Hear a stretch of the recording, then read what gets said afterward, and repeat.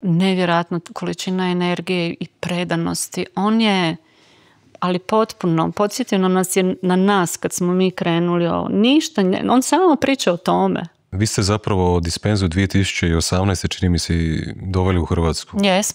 Jesmo, da. On je tad bio baš baš je bio veliki hype, kako se kaže, i uspjeli smo ga dovesti dva puta je bio u Zagrebu. Jednom je imao predavanje, a drugi put je imao i predavanje i tu dvodnevnu radionicu i te promocije njegovih knjiga, tako da je to bilo jako lijepo iskustvo.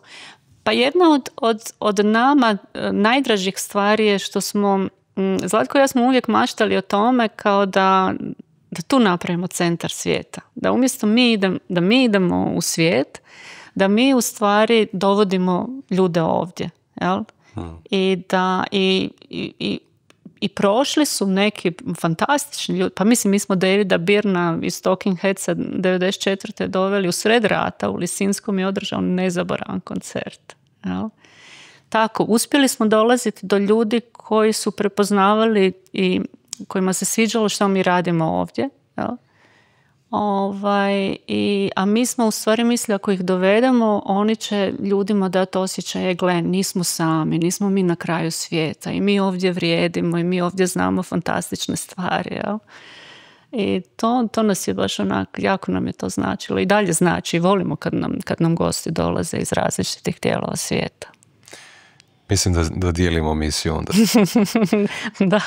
To je nekako i moja misija isto.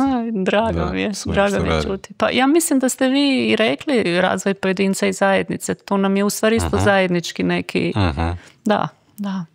To je isto nešto što dijelimo, da. Kako je to bilo iskustvo, recimo, još ako možete malo detaljnije opisati kad je Dispenza bio tu u Zagrebu 2 puta? Šta ste vi, recimo, naučili od njega? Pa Dispenza je, kao prvo, ono što nas iznenadilo, što s brzinom svjetlosti su te karte rasprodane. I to nas je strašno iznenadilo. A onda kad smo imali priliku s njim razgovarati i večerati i malo se družiti s njim, nevjerojatna količina energije i predanosti. On je, ali potpuno, podsjetio nas je na nas kad smo mi krenuli ništa, on samo priča o tome. Samo o tome, samo o istraživanjima, samo o ljudima, samo o tome što se koje osobi dogodilo, što su postigli, koje su nove spoznaje. Dakle, jedna onako potpuna posvećenost tome. Obsesivna. Da. I onda i ne čudi, naravno, kad vi tako svoju energiju posvetite tome, onda ni ne treba čuditi kad postignete rezultat ili, jel? Neminovno je, jer da li niste razmišljali, pa sad ću malo ovo, pa ću ovo, pa ću prek sutra ovo, ne, samo.